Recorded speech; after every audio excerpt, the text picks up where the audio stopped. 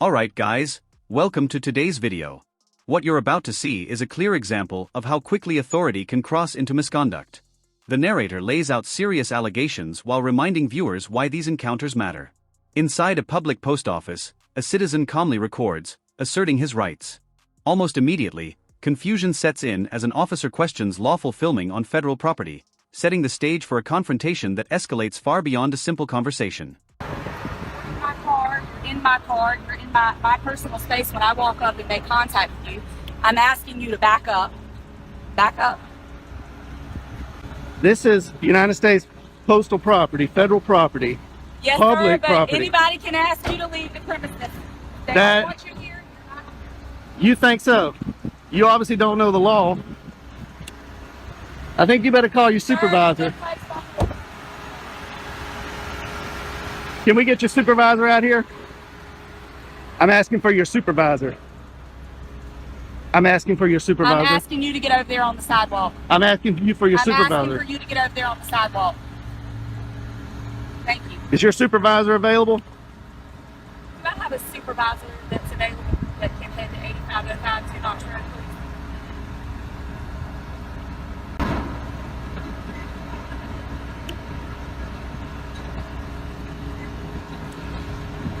What crime do you suspect me of committing? Sir, you don't have to commit a crime to be placed on no trespass. Just by you in here reporting people, they don't have to have a reason not to want you on property. That's just like if you were to call us to your property and you had someone that was That's private property. bothering you. That's different. And no, sir, it is no different. This is not private property. Sir. This is not private property. It doesn't matter. If It they does ask you- matter. South I'm Carolina not gonna Supreme argue Court with you. You're being says it placed matters. on trespass notice, okay? We'll see when your supervisor gets here. We will. We'll see about that when your supervisor gets here. I expected better out of Richland County deputies. There's probably a reason why you don't have any stripes on your arms. Do you have your first and last name? No, I don't. Okay. All right, cool. I am not committing a You're crime. being placed on no trespass notice, sir. You don't have to commit a crime to be placed on no trespass. Am I free to go? No, you're not. Then that's not how trespass You're not. works. That's not how trespass works. You're detained. You're placed on no trespass notice. How can I be on trespass if you're not giving me an opportunity to leave? Sir, they've asked for you to be placed on it, and I'm placing you. You go run code Sir, 3 I'm sorry on that you committing feel that way. not a crime. I'm sorry that you feel that way. Here they come, rolling in hot. Because the elders don't know the law here.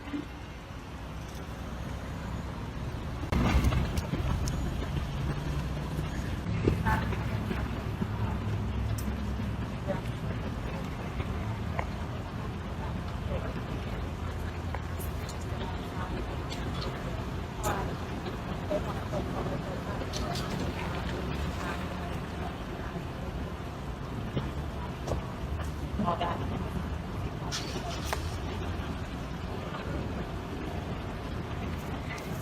Hey, sir, are you her supervisor? I am a supervisor. All right, how you doing? All right, yourself. Oh, you got a stripe? How you doing, Hardy? Yes, sir. I'm Corporal Hardy. How can I help Corporal you? Hardy, nice to see you. I came in here to take some photographs for news purposes, Yes, sir. and nobody asked me to leave. Okay.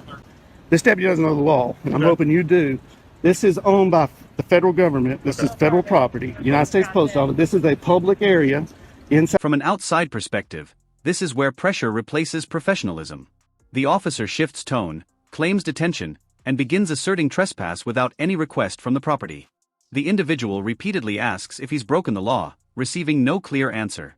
The officer insists compliance anyway, blurring the line between request and command. The encounter becomes tense as authority is asserted without legal foundation. That is a public lobby.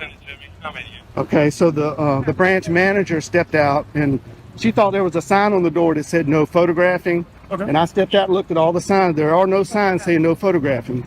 There is a poster 7 in here that gives the rules and regulations about photography and the conduct on postal property. I'll be glad to show it to you. Okay. And it allows me to do what I'm doing. Not only that, DHS memo came out that says photographs on all federal property, inside and outside in publicly accessible areas, is lawful activity. Yes, sir. and not to mention the First Amendment to the Constitution. And I'm here exercising my right to the First Amendment. And the branch manager doesn't know her own rules and regulations, and she doesn't know the law. Okay, so did they actually leave, sir? No, they didn't. They never actually leave. No, and so they don't have that deputy in there right now. They want you to leave. Are you gonna leave, sir? Okay, well, let me follow up. No, you got. Are you were done or you weren't done? No, I wasn't done. Finish, they have no reason to ask me to leave because I'm not breaking any of their. As the exchange continues, the situation deteriorates. Backup is called, lights arrive hot, and accusations of ignorance are thrown around. The officer doubles down, insisting federal property can be treated like private space. From a neutral viewpoint, the contradictions are obvious. The individual remains composed, repeatedly requesting a supervisor while being told he's not free to leave, yet never informed of a crime. Rules and regulations. Okay, but you have the right to refuse your service, sir. So basically, well, I'm asking a question before we go in there. If they go in there, ask them, they want you to leave, will you be willing to leave? If they, 1 minute, if they say that, if she go in there and say they verify, they want you to leave at this point, will you leave location? Absolutely. If you tell me to leave, I will leave because I respect you. I respect the deputies. They don't want you back here. Okay. I've already went inside and made contact. But just double check. Double check. Do you have any idea, sir? They do want you on trespass for location. Well, that's unlawful. No, so basically what you did, so basically they want you to leave. I'm gonna go verify. Okay. We want you to leave, and you're going back and forth, and that causes disturbance. So that's breach of peace, sir. No, that's sir. against the law. I've got it recorded. Okay, right that's here. what I'm going to verify. But if that's the case, you did basically stir the peace. That's breach of peace. That is a crime, sir. Okay. And I do need your ID for it. Okay, now I understand that what they're telling you. Yes, sir. And I did not create any disturbance. Are you able to wind it back so I can see? Oh yeah, I've got you're on live right here. I got a body cam here. I'll take a look, sir. You say you call disturbance. I'll take a look. Well, I don't have to prove anything because I'm not. Well, basically, I have your word to the word, and then basically they're saying you're causing disturbance, and I'm assuming it's multiple in there because you said the branch matter came out, so it's multiple witnesses in there saying you were causing disturbance. So I said that's consistent with breach of peace, sir, and I'm asking for your ID because that is a crime in South Carolina. Okay, but I did not commit a crime. I'm telling you did. I'm telling you, you started the peace, sir. You started a day or operation of business. That is a crime in South Carolina. That's called breach of peace. I need your ID. Lying to 911 is also against the law. Yes, it is, sir. But I had to verify that from. With a supervisor now on scene, the tone briefly shifts. The individual explains his purpose, citing postal regulations, DHS guidance, and First Amendment protections. He calmly clarifies that no one asked him to leave and no rules were violated. The supervisor listens but appears unsure, signaling a critical moment where the outcome depends on whether the law or assumptions will prevail. You say you have video, so I'm asking to verify your part. You saying that they're lying about what they call disturbance. So are you able to give me your ID so I can do what I have to do? Is this a stop and ID state? Huh? This is a stop and ID state. Sir, I'm saying you're basically committing a crime or breach of peace, third peace. I'm telling you, that's what they're saying. You're disturbing peace. Well, they can say whatever they want, but I'm not committing a crime. I'm investigating that. I'm detaining you for basically investigating that. So basically, I had a right to ask for your ID, and I'm asking for your ID for a breach of peace, sir. So I need your ID. Okay, well, I did not commit a crime. I'm telling you, you did. So basically, how do you know you weren't even here? Disturbing peace. We have multiple witnesses, sir. So basically, the branch manager, Where's the witnesses? That is right there, sir. They're verifying with that. You are disturbing peace, sir. She doesn't know her rules and regulations, and I'll be glad to show you that. I'm telling you, sir. I need your ID. Okay, I did not commit a breach of peace. Well, okay, sir. But that's you can argue that in court if it goes that far. But at this point, I'm saying you basically inform you are committing a crime for a breach of peace. You are disturbing the peace from what we got the call about, sir. We see the call now. We see the call for it. So you are disturbing the peace, sir. So basically, I'm asking your ID for violating that law. Well, so I need your ID. Under threat of arrest, I will, but I'm not committing a crime. Well, I explained my part too, sir. I explained why I'm asking your ID. I explained what crime I'm committing. You believe you broke. It was breach of peace. I need your ID. I did not commit a crime. Well, like I said, I explained what the crime is, sir. That I'm expecting you're doing. I said it's breach of peace. I need your ID. I don't have my ID on me. Do you have your name? What's your name, sir? Am I being threatened with arrest? You're being detained, sir, for basically investigating a crime. I told you that. Yeah, so basically, I need your name. So what's your name? Being in detention in South Carolina does not require an ID. Yes, sir. I'm committed to suspecting you of a crime. Yes, it does, sir. I have the right to identify who you are. Yes, so you think this is a stop and ID state? Sir, are you refusing to identify who you are? Are you refusing to identify who you are? No, I'm not. Okay, I don't have anything to hide. I'm not a criminal. Sir. You're not I'm not a criminal. I don't break the law. If you're not refusing, sir, I need your ID. Can we get your supervisor out here? No. Can we get a sergeant, please? No, you're gonna deal with me. 6 feet, sir. Sir. 6 feet.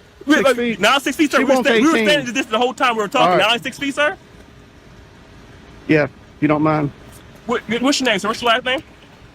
Last name, sir?